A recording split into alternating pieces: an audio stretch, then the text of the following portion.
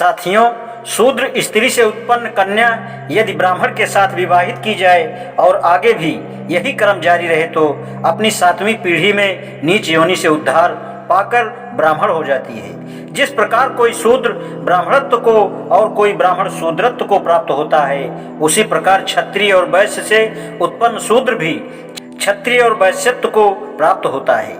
ब्राह्मण से इच्छा पूर्वक अविवाहित शूद्र कन्या से और शूद्र से ब्राह्मण कन्या से उत्पन्न पुत्र, इन दोनों में श्रेष्ठ कौन है?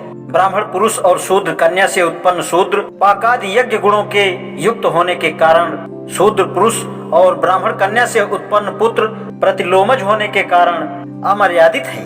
यही फैसला है। उपरोक्त श्लोक संख्या 64 जैसा ही श्लोक गौतम धर्म सूत्र 22 में भी है। इस श्लोक का ठीक अर्थ विवादास्पद है।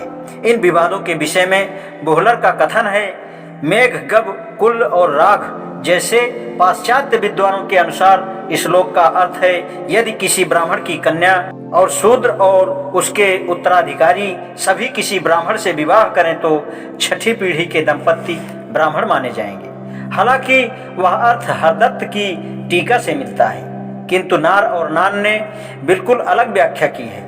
उनके अनुसार पार्श्व शूद्र माता ब्राह्मण पिता की संतान पुत्र अन्य श्रेष्ठ गुणी सचरित्र पार्श्व कन्या से विवाहित करता है और उसके उत्तराधिकारी भी ऐसा ही करते हैं, तो 6ठी पीढ़ी में उत्पन्न संतान ब्राह्मण मानी जाएगी।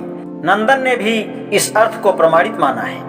बौद्धायन 1, 16, 13, 14 के अनुसार निषाद से निषादी द्वारा उत्पन्न संतान 5 पीढ़ी के पश्चात शूद्रत्व से मुक्त हो जाती है या कोई इसे 6ठी पीढ़ी तक ले जा सकता है। मद्रास की एक नई पांडुलिपि में बौद्धायन के संबंध में लिखा है कि बौद्धायन ने ब्राह्मण पुरुष और शूद्र स्त्री से उत्पन्न संतानों को आर्यों की श्रेणी में पहुंचाने की आज्ञा दी है। यह असंभव नहीं होगा कि मनुस्मृति के श्लोक का अर्थ यह भी हो सकता है, यदि ब्राह्मण पुरुष और शूद्र स्त्री से संतान उत्पन्न होती है तो वह श्रेष्ठ ब्राह्मण पुरुष और पार्श्व स्त्री निम्न जाति 7वीं पीढ़ी में उच्च जाति में पहुंच जाती है।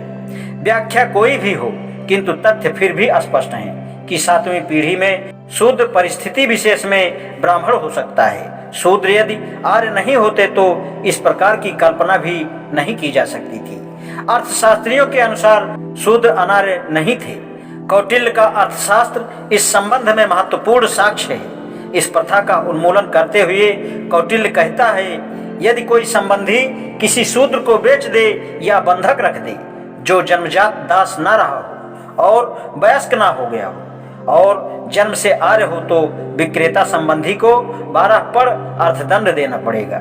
किसी दास के आर्थिक धोखाधड़ी करने पर या आर्यभव के रूप में अधिकार न देने पर आशा आर्थिक दंड, किसी आर्य को गुलाम बनाने पर दिए जाने वाले दंड की अपेक्षा देना होगा। उपयुक्त राशि पा जाने के पश्चात भी यदि कोई दास को मुक्त न करे तो उसको 12 पड़ अर्थदंड देना होगा। अकारण किसी को बंदी बनाए रखने पर सम्रोधास चक्रामत भी वही दंड देना होगा। यदि किसी ने अपने को दास के रूप में बेच दिया हो तो उसकी संतान आर्य मानी जाएगी। दास ने अपने स्वामी के कार्य में सहयोगी बनकर जितना धन अर्जित किया है वह सब उसके उत्तराधिकारी को दिया जाएगा। इस प्रकार कौटिल्य चाणक्य ने अपने अर्थशास्त्र में शूद्रों को स्पष्ट रूप से आर्य घोषित किया है। आज इतना ही, शेष कल। धन्यवाद।